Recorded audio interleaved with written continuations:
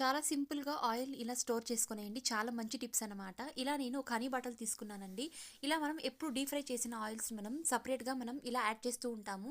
ఈ ఆయిల్‌లో అయితే మాత్రం ఇలా మనం డీప్ ఫ్రై చేసిన ఐటెమ్స్ యొక్క డస్ట్ ఖచ్చితంగా ఉంటుంది. ఇలా కాటన్ తీసుకొని ఇలా స్ట్రైనర్‌లో పెట్టుకొని ఇలా మనం వడగట్టుకోవడం వల్ల చాలా నీట్‌గా, క్లీన్‌గా ఉంటుందండి ఆయిల్.